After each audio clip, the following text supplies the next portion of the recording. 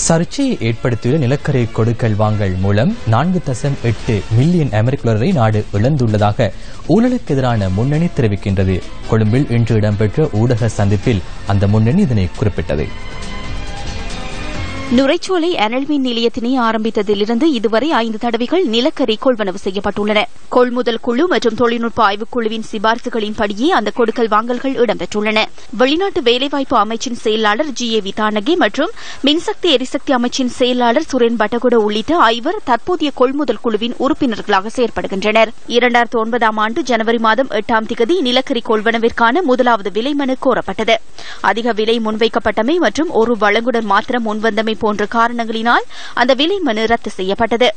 2009ஆம் ஆண்டு ஜூலை மாதம் 27ஆம் தேதி மீண்டும் விலை மனு கோரப்பட்டதுடன் அதற்காக 12 நிறுவனங்கள் முன்வந்தன.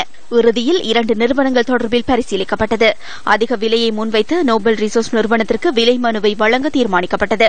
2013ஆம் ஆண்டு மே மாதம் 21ஆம் தேதி மீண்டும் விலை மனு கோரப்பட்டதுடன் லிபர்டி கமோடிட்டீஸ் மற்றும் உத்தம் கல்வா ஆகிய விநியோகஸ்தர்கள் தகுதியானவர்கள் என கொள்முதல் குழு அமைச்சரவைக்கு சிபாரிசு செய்தது. பின்னர் நொரியன் என்ற நிறுவனம் முன்வைத்த மேன்முறையீடு அமைச்சரவைக்கு முன்வைக்கப்பட்டது. எவ்வாறாயினும் இறுதியில் மீண்டும் நோபல் ரிசோர்ஸ் நிறுவனத்திற்கு அந்த வாய்ப்பு வழங்கப்பட்டது. எனினும் அவர்கள் ஆக குறைந்த விலையை குறிப்பிடாத நிலையிலேயே அவர்களுக்கு சந்தர்ப்பம் வழங்கப்பட்டது. 2014ஆம் ஆண்டு ஜூன் மாதம் 18ஆம் தேதி மீண்டும் நிலக்கரி கொள்வனவிற்கான விலை மனு கோரப்பட்டது. அதன் பின்னர் இந்த விலை மனுவை ரத்து செய்து மீண்டும் அதனை கோருவதற்கு அமைச்சரவைக்கு சிபாரிசு முன்வைக்கப்பட்டது. கடந்த காலங்களில் மேற்கொள்ளப்பட்ட அனைத்து விலை மனுக்கோரல்களும் முன்னாள் ஜனாதிபதி மஹிந்த ராஜபக்சவின் தலையீட்டில் ரத்து செய்யப்பட்டு அவர் சிபாரிசு செய்த நிறுவனங்களுக்கு அந்த வாய்ப்பு வழங்கப்பட்டுள்ளதாக அவ்வேளையில் அமைச்சராக இருந்த சம்பிக்க ரணவக்க ஜனாதிபதிக்கு கடிதம் மூலம் தெரிவித்திருந்தார். டோரியன் කියන්නේ මහින්ද රාජපක්ෂ මහත්තයාගේ පුංචි පුතා අභ්‍යවකාශයට චන්ද්‍රිකාවක් යවපු සමාජ. டோரியன் என்பது மஹிந்த ராஜபக்சவின் இளைய மகன் விண்வெளிக்கு செய்மதி அனுப்பிய நிறுவனமாகும். நிலக்கரி கொள்வனவிற்கு சந்தர்ப்பம் வழங்கப்பட்ட நோபல் ரிசோர்ஸ் நிறுவனத்தின் பின்புலத்தில் யார் உள்ளார் என்பது ரகசியமான விடயமாகும். பேரளவில் ஒரு நிறுவனமும் சில நபர்களும் இருந்தனர். அதனைத் தவிர மற்றொருவர் இருந்தார். அத்துடன் ஒரு குடும்பத்தில் புதல்வி ஒருவரும் இந்த செயற்பாட்டின் பின்புலத்தில் இருந்தார். அதேபோன்று இன்று எமக்கு சேறு பூசும் சில ஊடகங்களுக்கு தேவையான நிதி இந்த நிலக்கரி கொடுக்கல் வாங்கல் மூலமே பெற்றுக் கொள்ளப்பட்டது. குறிப்பாக ரிவிர ஊடகம் மற்றும் CSN ஊடக நிறுவனங்களுக்கு நிதி பெற்றுக் கொள்ளும் வகையில் நிலக்கரி விலைமனு செயற்பாடுகள் இடம்பெற்றதா என்பதை ஆராய வேண்டும். ටෙන්ඩර් පටිපාටිය ක්‍රියාත්මක වුණාද නැද්ද කියන එක පිළිබඳව ඒක හරහා සොයා බලමු. නුරචොල ඉස්ලාම ඉදිකරනකොට ඩොලර් මිලියන 1.5ක லங்கா நுரைச்சோலை அனல் மின் நிலையத்தை அமைக்கும் பொழுது 1.5 மில்லியன் டாலர் இலங்கை முகவரின் கட்டணமாக அதனை அமைத்த நிறுவனத்தினால் வழங்கப்பட்டுள்ளது. அதற்கு எழுத்து மூலமான சாட்சியங்கள் உள்ளன. நிலக்கரி கொள்வனவு செய்யும் பொழுது அன்று துறைமுக அமைச்சராக இருந்த சமல் ராஜபக்ச அதனை துறைமுகத்துக்கு அல்லது கப்பல் நிறுவனத்துக்கு பெற்றுக் கொண்டார். இதன் மூலம் ஏதோ ஒரு கொடுக்கல் வாங்கல் இடம்பெற்றுள்ளது என்பது தெளிவாகின்றது. இலங்கைக்கு அதிகளவில் நிலக்கரியை கொண்டு வந்தது யார்? ராஜபக்சவின் சகோதரர் ஒருவரின் மகளே அதிகளவில் நிலக்கரியை கொண்டு வந்தார். அதன் மூலம் கிடைத்த பணம் மூலமே CSN தொலைக்காட்சி செயற்படுகின்றது. இந்த நடவடிக்கை அமைச்சர்கள் தமது பதவிகளை துறப்பதற்கு கூட காரணமாக அமைந்தது. නාලිකාවේ ප්‍රධානම ආයෝජනය සිද්ධ වෙනවා. මේවා කුයි තරම් බලවත්ද කියලා කිව්වොත් අමාත්‍යවරුන් මේ තනතුරු වලින් ඉවත් කරන්නට පවා හේතු වෙනවා. 5வது விலைமனு கோரலின் போது ஊழல்மிகு செயற்பாடுகளை தடுக்கும் நோக்கில் ஸ்பாட் முறைமையை அறிமுகப்படுத்துவது சிறந்தது என அமைச்சர் பாட்டலி சம்பிக்க ரணவக்க ஜனாதிபதியிடம் எடுத்துக் கூறினார். கொள்முதல் குழு இதற்கு நோபல் ரிசோர்ஸ் நிறுவனம் தகுதியானது என தீர்மானித்திருந்த வேளையில் விலைமனு முறையை மாற்றுமாறு சுவிஸ் சிங்கப்பூர் நிறுவனம் கோரிக்கை விடுத்தது. அதன்படி நிபந்தனைகளை மாற்றுவதற்கு கொள்முதல் குழு நடவடிக்கை எடுத்ததுடன் இறுதியில் அந்த சந்தர்ப்பம் சுவிஸ் சிங்கப்பூர் நிறுவனத்திற்கு வழங்கப்பட்டது. அதன்படி ஒரு மெட்ரிக் டன் நிலக்கரியை 54.40 டாலர் வீதம் சுவிஸ் சிங்கப்பூர் நிறுவனத்திடமிருந்து கொள்வனவு செய்வதற்கு தீர்மானிக்கப்பட்டது. அதன் அடிப்படையில் 1.0647 மில்லியன் தொன் நிலக்கரியை கொள்வனவு செய்வதற்கு நடவடிக்கை எடுக்கப்பட்டது. அதற்காக 57.93 மில்லியன் டாலர் பணம் செலவிடப்பட்டது. அமைச்சர் சம்பிக்க ரணவக்க அறிமுகப்படுத்திய ஸ்பாட் முறைக்கு ஏற்ப இந்த காலகட்டத்திற்குள் 1.125 மில்லியன் மெட்ரிக் டன் நிலக்கரி கொள்வனவு செய்யப்பட்டுள்ளது.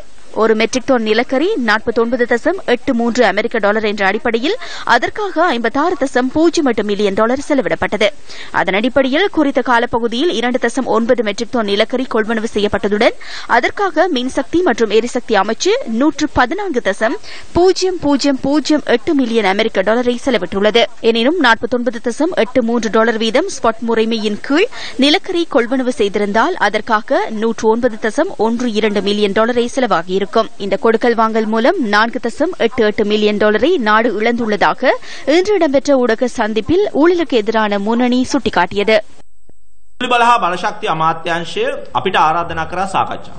මේ සාකච්ඡාවට ගියායින් පස්සේ மின்சக்தி மற்றும் எரிசக்தி அமைச்சு எம்மை கலந்துரையாடலுக்கு அழைத்திருந்தது. அமைச்சின் செயலாளரும் இலங்கை மின்சார சபையின் பொது முகாமையாளரும் நாம் அங்கு சென்ற போது எமக்கு விடயங்களை தெளிவுபடுத்தினர். இலங்கை மின்சார சபையின் பொது முகாமையாளரும் சுரேன் பட்டகுடா அவர்களும் இந்த பிரச்சனையுடன் தொடர்பட்டுள்ள, குறிப்பாக உயர்நீதிமன்றத்தின் தீர்ப்புக்கு ஏற்ப குற்றம் சுமத்தப்பட்டுள்ள பிரதான 5 அதிகாரிகளில் இருவராவர். எமக்கு 26 பக்கங்களில் அதனை தெளிவுபடுத்தினர். இந்த கொடுக்கல் வாங்கல் மூலமாக $1.8 மில்லியன் நட்டம் ஏற்பட்டுள்ளதாக கணக்காய்வாளர் நாயகம் தெரிவித்துள்ள நிலையில் அதற்கு பதில் வழங்க முடியாத நிலையில் அந்த 2 அதிகாரிகளும் உள்ளனர். இவர்கள் இன்று நாட்டுக்கு என்ன கூறுகின்றனர்? நாட்டுக்கு லாபம் ஏற்பட்டுள்ளதாக கூறுகின்றனர். எமக்கு காண்பித்த அந்த ஆவணத்தின்படி 3,42,833.4 அமெரிக்க லாபம் ஏற்பட்டுள்ளதாக சுட்டிக்காட்டுகிறார்கள். அவர்கள் எமக்கு காண்பித்த பக்கங்களில் 25 மற்றும் 26 பக்கங்களை மாத்திரம் ஆதாரமாக வைத்து பேசுவதற்கு நாம் தயார். சுவிஸ் நிறுவனத்துக்கு வழங்காது ஸ்பாட்ஸ் முறை மூலம் விலை மனு கோரிருந்தால் $4.88 மில்லியன் இழந்திருக்காது. ගන්නේ නැතුව 49.83ට ගත්තා නම් ඉතිරි වෙන මුදල $4.8 මිලියන. இவ்வாறு ஏற்பட்டுள்ள நட்டம் நீதிமன்றத்தின் மனசாட்சியை அதிர்வுக்குட்படுத்தியதாக இந்த கொடுக்கல் வாங்கல் தொடர்பில் நோபல் ரிசோர்ஸ் நிறுவனம் உயர்நீதிமன்றத்தில் தாக்கல் செய்த மனுவின் போது நீதிமன்றம் சுட்டிக்காட்டியிருந்தது. அந்த கொடுக்கல் வாங்கலை ரத்து செய்து மீண்டும் விலை மனு கோரலுக்கு நீதிமன்றம் சிபாரிசு செய்திருந்தது. இதேவேளை இந்த கொடுக்கல் வாங்கல் தொடர்பில் கணக்காய்வாளர் நாயகம் 2 சந்தர்ப்பங்களில் விளக்கம் கோருகின்ற போதிலும் மின்சக்தி மற்றும் மீள் புதுப்பிக்கத்தக்க அமைச்சு அதற்கு இன்னும் பதில் வழங்கவில்லை. බටකොඩ මහත්තයා අඩුම ගානේ ඇමතිවරයාටත් கணக்காய்வாளர் இது குறித்து விளக்கம் கூறியிருப்பதாக சுரேன் பட்டகொட ஆக குறைந்தது அமைச்சருக்கு, பிரதி அமைச்சருக்கு அல்லது பாராளுமன்ற உறுப்பினருக்கு ஜனவரி 19ஆம் தேதி வரை கூறியிருக்கவில்லை. முதலாவது கணக்காய்வு விசாரணைக்கு பதில் வழங்கிவிட்டு அதனை நிறுத்திக் கொள்ள முயற்சித்தனர். சிறந்த முறையில் செயற்பட்டிருந்தால் உயர்நீதிமன்றம் அவ்வாறு தீர்ப்பு வழங்கியிருக்காது. ஆகவே கணக்காய்வாளரின் கோரிக்கைக்கு சுரேன் பட்டகொடவினால் பதில் வழங்க முடியாது. இதற்கு ஒரு காரணம் இருக்கின்றது. இந்த கொடுக்கல் வாங்கலில் ஊழல் இடம்பெற்றுள்ளதாக இலங்கை நிலக்கரி நிறுவனம் அல்லது இலங்கை மின்சார சபையின் அதிகளவிலான பொறியியலாளர்கள் தெரிவிக்கின்றனர். විදුලි බල මණ්ඩලයේ ඉංජිනේරුවන් විශාල පිරිසකුත් කියනවා මේ ගනුදෙනුවෙන් වංචාවක් සිදු වෙලා තිබෙනවා. විගණනාධිපති වාර්තාවට ஊழல் மற்றும் மோசடிகளுக்கு எதிராக செயற்படுவதற்கே மக்கள் வாக்களித்தார்கள் என்பதனை அமைச்சர்களும் அதிகாரிகளும் இன்று மறந்துள்ளனர். ஜனவரி 8ஆம் தேதி நாட்டில் அரசியல் ரீதியில் ஒரு புரட்சி ஏற்பட்டது.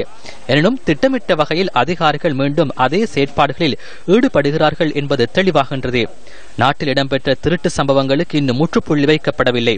தற்போதைய நல்லாட்சி அரசாங்கத்தின் அமைச்சர்களின் ஒத்துழைப்பு மஹிந்த ராஜபக்சவின் ஆட்சி காலத்தில் அன்றைய அமைச்சர்கள் வழங்கிய ஒத்துழைப்பினை விட அதிகளவில் வழங்குகிறார்கள் என்பது தெளிவான விடயமாகும். සහයෝගය පෙර ඇමතිවරුන්ට මහින්ද රාජපක්ෂ රජයේ ඇමතිවරුන්ට වඩා හොඳින් ලබා දෙන බව තමයි අපිට මේ කාරණාවලින් පැහැදිලි වෙන්නේ. நிலக்கரி கொடுக்கல் வாங்கல் தொடர்பில் சுமத்தப்படும் குற்றச்சாட்டு குறித்து நாம் மின்சக்தி மற்றும் மீள் புதுப்பிக்கத்தக்க அமைச்சின் செயலாளர் சுரேன் பட்டகோடவிடம் வினவினோம்.